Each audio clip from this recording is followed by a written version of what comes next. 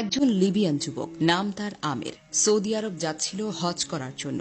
যেইমাত্র সে এয়ারপোর্টে পৌঁছালো, তার নাম দিয়ে নিরাপত্তা সংক্রান্ত একটি সমস্যা দেখা দিল। নিরাপত্তা বাহিনীর লোকেরা তাকে বলল, একটু অপেক্ষা করো, আমরা চেষ্টা করছি সমস্যাটা সমাধান করতে। এই সময় অন্য সব হাজিরা তাদের প্রক্রিয়া শেষ করে প্লেনে উঠে পড়ল, আর প্লেনের দরজা বন্ধ হয়ে গেল। কিছুক্ষণ পর সমস্যা ঠিক হয়, কিন্তু পাইলট দরজা খুলতে রাজি হল না। প্লেন চলতে শুরু করলো এবং আমেরকে ফেলে রেখে উড়ে গেল। অফিসার তাকে সান্ত্বনা দিয়ে বলল, মন খারাপ করো না, হয়তো এটা তোমার ভাগ্যেই ছিল না। কিন্তু আমিরের জন্য ছিল অটল বিশ্বাস।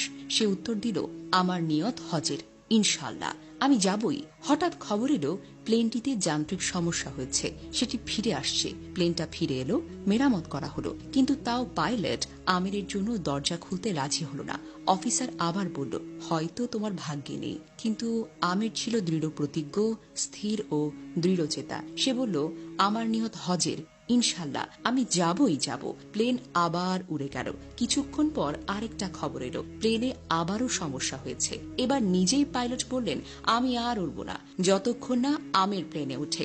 শেষ পর্যন্ত আমের প্লেনে উঠল। সৌদি এয়ারপোর্ট থেকে সে একটি ভিডিও করল। তার আনন্দ ছিল বর্ণনার বাহিরে। এই ঘটনা আমাদের কি শেখায় জানেন? নিয়ত যদি হয় খাঁটি আর ঈমান যদি হয় পর্বতের মতো অটল, তাহলে আল্লাহ এমন দরজা খুলে দেন যা মানুষ কল্পনাও করতে পারে না। আমিরের মতো একজন সাধারণ যুবক, যার নামের কারণে প্লেনে ওঠা আটকে যায়, যে 3 বার অপমান, ব্যর্থতা আর প্রত্যাখ্যানের পরেও বলে, আমার নিয়ত হজের, ইনশাল্লাহ আমি যাবই যাব, তাহলে এটা কেবল কথা নয়, এটা হলো ঈমানের ঘোষণা। আল্লাহ বারবার প্লেনের গতি থামিয়েছেন, পরিস্থিতি উল্টে দিয়েছেন, শুধু একজন বান্দার অটল নিয়তের কারণে। এটাই হলো ঈমানের শক্তি। আল্লাহ নিজেই বলেছেন যে